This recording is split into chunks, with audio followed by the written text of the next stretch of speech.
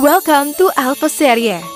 Tuklasin ang mga kwento ng buhay at pag-ibig na puno ng kilig at inspirasyon.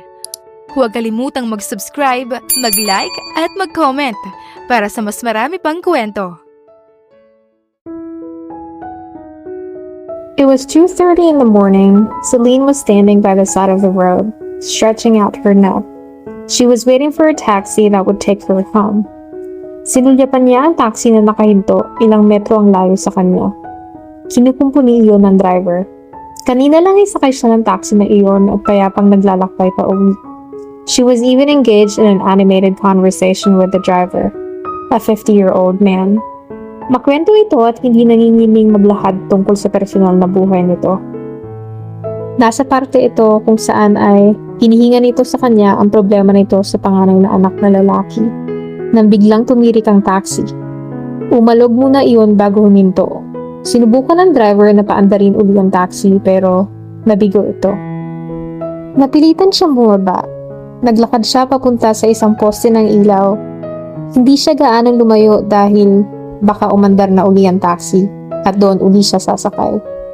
What was she doing in that place? Dapat ay printing mahimbing na siya ngayon sa kama. Mabuti sana kung masaya siya sa trabaho niya.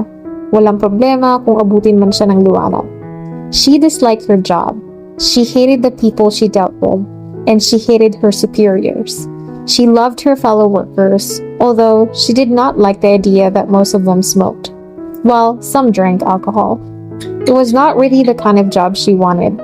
Hindi niya gusto ang trabahong minumura, pinagsasabihan ng masasakit, sinisermonan, tinuturuan kung ano ang gagawin, minamaliit ng mga taong hindi niya kilala at hindi niya alam kung ano ang itsura. She was a call center agent. Mag-iisang buwan ng ganoon ang oras ng uwi niya pero hindi pa rin siya nasanay. Tuwing maghahating gabi, kahit subsob pa siya sa trabaho, nagsisimula na siyang hilain ng antok. Dapat talaga ay pagpursigihin na niya ang paghahanap ng malilipatang trabaho. Matyaga pa rin siya naghintay ng taxi. Maya-maya, isang pulang kotse ang huminto sa tapat niya. 4 na kabataang lalaki ang mga sakay. Sa tingin niya ay nasa 18 hanggang 22 ang edad ng mga ito. At mukhang may kaya sa buhay. Kinutuban siya ng masama nang makitang anyong nakainom ang mga ito. Agad na tinandaan niya ang modelo at numero ng plaka ng sasakyan ng mga ito. "Looking for a ride, miss?" Tanong sa kanya ng isa sa mga ito. Nakaupo ito sa backseat malapit sa bintana. Pulang-pula ang mukha nito. Bumaba ang nakaupo sa unahan at binuksan nito ng maluwang ang pinto ng sasakyan. "Dadalhin ka namin kahit saan," sabi nito. "Kahit sa langit," sigaw ng isa. Sabay-sabay na nagtawanan ng mga ito. Umatras siya nang humakbang palapit sa kanya ang isa. "Oh, saan ka pupunta, Miss Beautiful?" Kantiyaw sa kanya. "Sa bahay namin, malambot ang kama," sabi nito. "Dapat kasi natutulog ka na sa mga oras na to. Ba't ka ba nandito?" Tanong uli sa kanya ng lalaking palapit sa kanya. Mukhang hindi lang ito lango sa alak, kundi maging sa droga. He had that spaced out look. Pero hindi niya ito tatakbuhan. She knew sa martial arts, karate, taekwondo, and judo. Kung nakainom at nakadrugs nga ang mga ito, sa tingin niya ay kaya niyang pahadikin sa lupa ang lalaking ito, pati ng mga kasama nito. Huwag lang siyang sabay-sabay sugurin ng mga ito, o kaya ay wala lang dalang armas. "Baka naghihintay ng pipick up sa kanya," sabi ng isa pang kasama nito, na bumaba na rin ang sasakyan. "Kababaeng tao papatulan niyo." Sabay-sabay silang napalingon sa nagsalitang taxi driver. May hawak itong mahabang bakal. Nabawasan lalo ang kaba niya. Kung tutulungan siya ni Manong, mas madali niyang maididispatcha ang mga kupal na ito. She took a karate stance. Gulat na napatingin sa kanya ang lalaking pinakamalapit sa kanya. "Oh-oh," sambit nito habang nakatingin sa kanya. "Miss, may pera kami. Di ka namin susubain. Pag ganun ka, diba? Tanga ka ba?" Asik niya. "Hindi mo ba nakikita tong suot kong uniform? Style lang yan, diba? Pampataas ng presyo. Kunwari, office worker ka at napipilitan lang dahil gipit." "Sipa, gusto mo?" sigaw niya. Tinitigan uli siya nito, tila tinatansya siya kung kaya ba niyang idepensa talaga ang sarili niya. o nanduduro lang siya bago ito humakbang pabalik sa sasakyan ng mga ito at sumakay. Sumunod dito ang isa pang lalaki nasa labas. Tuluyan lang siyang nakahiya ng maluwag nang sumibad na palayo ang sasakyan ng mga ito. "Salamat ho," sabi niya sa taxi driver. "Marami talagang loko sa mga kabataan ngayon," sabi nito. "Ano na nga ho ang pangalan niyo?" "Dodong." "Salamat ho uli, Mang Dodong." Ngumiti lang ito bago hinarap uli ang taxi nito. Lumakad pa siya ng kaunti palayo sa taxi at huminto sa kanto kung saan mas maliwanag at mas maluwang ang kalye. Madalang na madalang pa rin ang sasakyan sa paligid. May naligaw nga kanina na pagkamalan pa siyang kalapating mababa ang lipad. Kung bakit kasi masyadong maikli ang palda ng uniform nila. Maya-maya, isa pang kotse ang huminto sa tapat niya. Bumukas ang pinto na yun. Isang lalaki ang bumaba ng sasakyan. May takip itong panyo sa mukha. Nakasuot ito ng eye shades at itim na jacket. Lahat ng senyalis na gagawa ito ng masama ay narito. At napatotohanan niya yon nang nakita niya may hawak itong baril. "Pasok sa kotse!" utos nito sa kanya habang nakatutok sa kanya ang baril. Mahina ngunit mariin ang boses nito. Sumulyap siya sa kinaroroonan ni Mang Dodong at ng taxi nito. Hindi niya nakita ang taxi driver.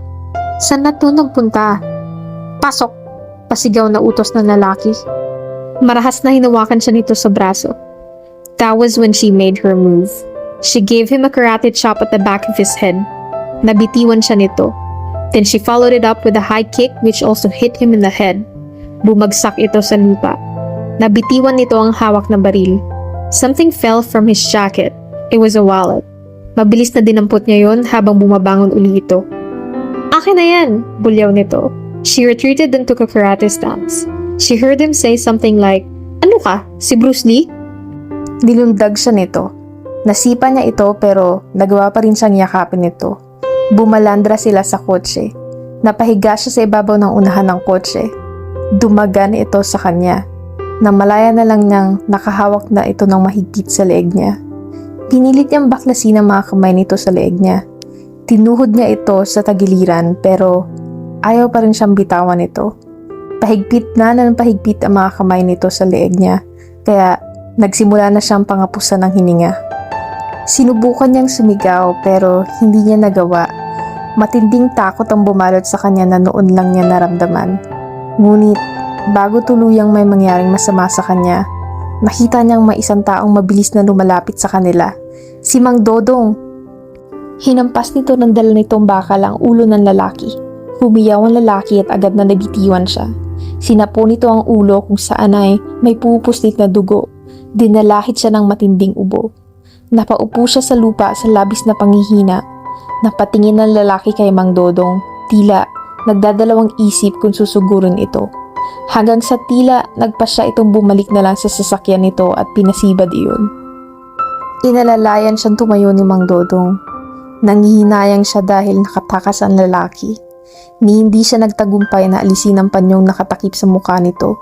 Nang sa gayon ay makita niya ang mukha na yun. Gayunman, nakuha ni Mang Dodong ang numero ng plaka ng sasakyan nito. Naalala niya ang wallet na nalaglag mula sa lalaki. Binuksan niya ang pitaka. May nakita siyang ilang cash at mga IDs. Tiningnan niya ang isang ID at tumambad sa kanya ang isang napakagwapong mukhang hindi iisiping gagawa ng krimen.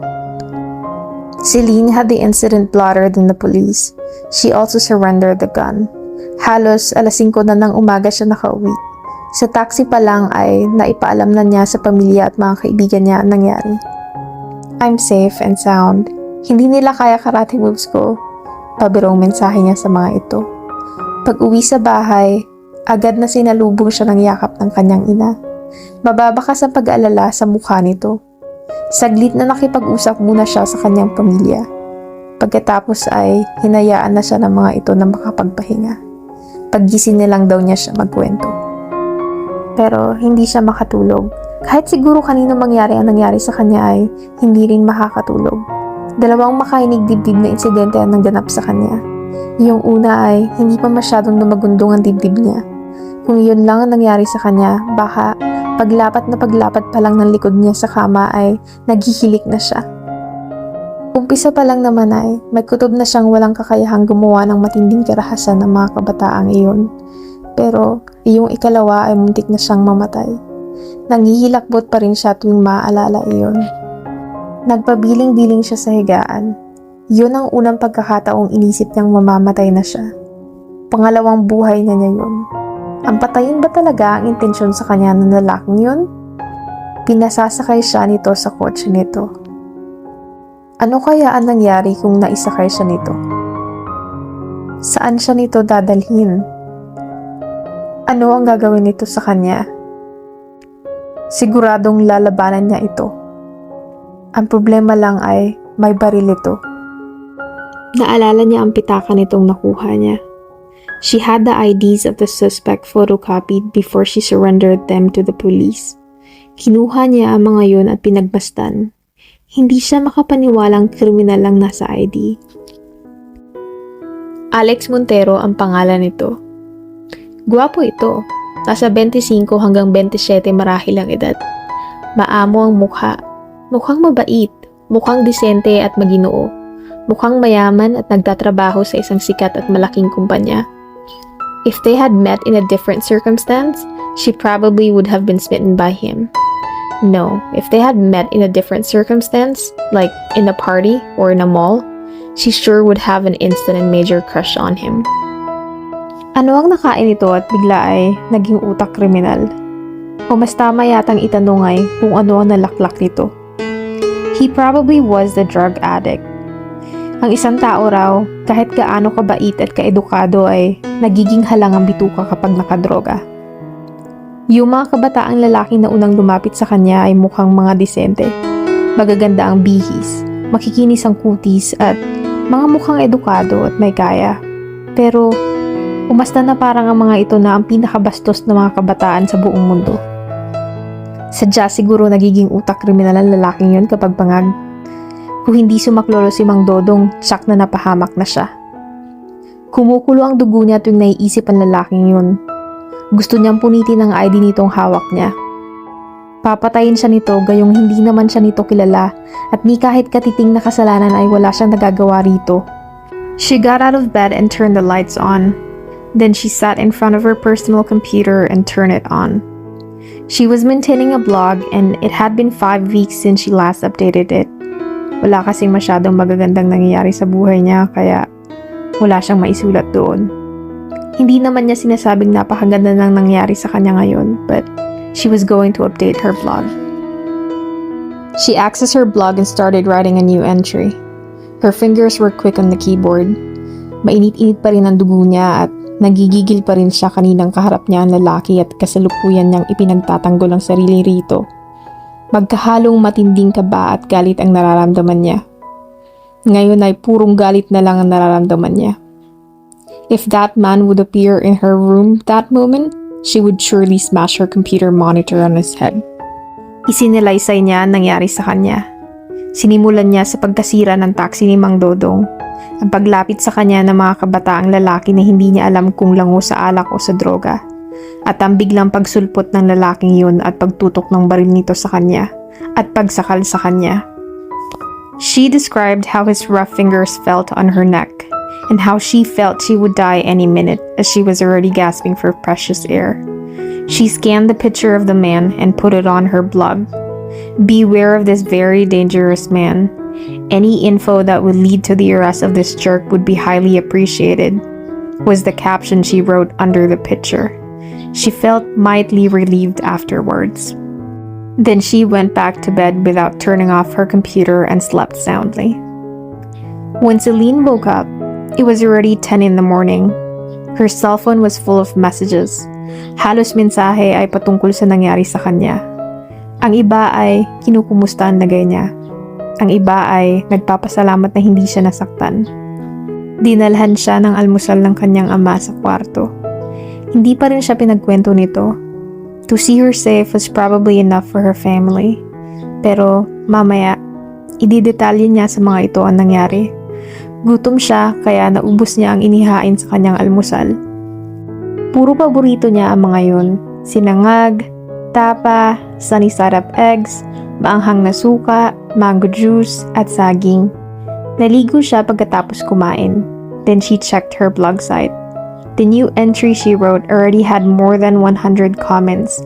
Halos lahat ay nagtatanong ng lagay niya. Nagpapasalamat na hindi siya nasaktan. Pinupuri si Mang Dodong at nanggagaliiti sa lalaking muntik nang pumatay sa kanya. Demonyo, walang kwentang tao, napakahayop. Ilan lang ang mga yun sa taguring ibininyag ng nakabasa ng blog niya sa lalaki. At sang-ayon siya sa lahat ng mga iyon. She was about to reply to some of the comments when she heard a knock on the door.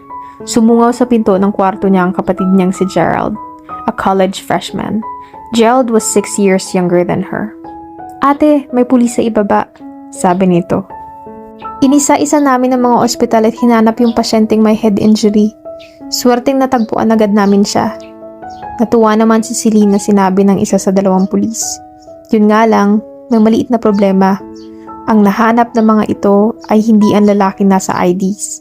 Hindi Alex Montero ang pangalan ng lalaki, kundi Billy. Ngunit sigurado ang mga pulis na ito ang umatake sa kanya. Nakita ng mga ito ang kotse sa labas ng ospital. Tugma ang numerong plakang ibinigay ni Mang Dodong at eksakto rin ang ibinigay nilang description ni Mang Dodong sa pangangatawan ng lalaki. It turned out that the car belongs to the man in the ID, Alex Montero, a 26-year-old. A company CEO, biktima rin ni Billy si Alex. Ayon na rin sa salaysay ni Billy sa mga pulis, hinarang nito ang sasakyan ni Alexander. Binaril ito at inagaw ang kotse. Sa pagtakas nito ay nadaanan siya nito. Billy, who was high on drugs at that time, decided he needed a female companion and tried to abduct her. Alexander was at the hospital and was still fighting for his life. Oh God, she uttered. Biglang sumakit ang ulo niya. Nagpaalam siya sa mga pulis at mabilis na tumakbo pabalik sa kwarto niya. The man on the ID was a victim like her, and he suffered a worse fate than her. She sat in front of her computer and stared blankly at the monitor. She brushed her hair with her fingers, stared at the photocopied ID of Alex, which was scattered on top of her computer table, brushed her hair again with her fingers, stared at the open windows, softly bit her finger. What did I do? She thought. She turned the computer on, accessed the internet, and opened her blog site. Nadagdagan ang mga komento roon. Lahat ay galit na galit kay Alex. Isinusumpa ito, minumura, at ang iba ay nagbabantang ipapakulam ito. Napakagatlabi siya. Nakagat uli niya ang isang daliri niya. What had she done? She quickly deleted the story she wrote about the incident. Gagawa uli siya ng bago at itatama ang mga detalye. Hindi kriminal si Alex. Mas masahol na biktima pa pala ito kaysa sa kanya. Sumungaw uli sa pinto si Gerald. Ate, kailangan ka raw sumama sa mga pulis, sabi nito. Sandali lang kamo, bika niya. Kailangan na raw kayong umalis. Napilitan siyang tumayo. Nagtungo sila sa ospital na kinaroroonan ni Billy. Inabutan nilang nahihimbing ito. Kinumpirma niya sa mga pulis na ito nga ang umatake sa kanya. Kung hindi siya napigilan ng mga pulis, baka pinagsisipan niya ito habang nakaratay ito sa kama sa matinding galit. Hindi niya nakita ang mukha nito pero sigurado siyang ito nga ang sumalakay sa kanya kaninang madaling araw. Hindi niya alam kung bakit ilang malalim na hininga ang hinugot niya at pinakawalan niya habang naglalakad siya sa pasilyo patungo sa kwarto ni Alex, kasama ang isang pulis. Mas matindi pa ngayon ang kabang nararamdaman niya kaysa noong nakaumang sa kanya ang baril ni Billy. Kabang may kahalong matinding pagkapahiya. What she did was stupid. Bakit ba hindi muna sinugurong si Alex nga ang nagtangkang gumawa sa kanya ng masama bago niya inihayag sa buong mundo na isa itong kriminal? Okay, she was angry at that time, little groggy, scared, and really angry. Still, it was not an excuse. Dapat ay siniguro muna niyang dapat ay tama ang sinulat niya.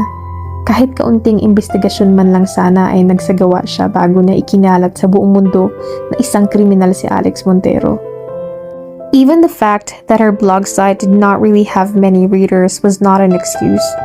Walang kamalay-malay si Alex na habang nakikipaglaban ito sa kamatayan, may ilang taong nananalangin mamatay na ito.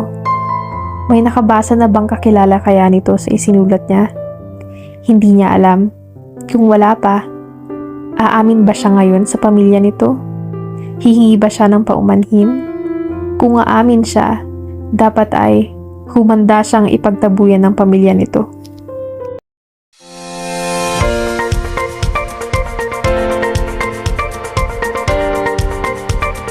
Please like, subscribe,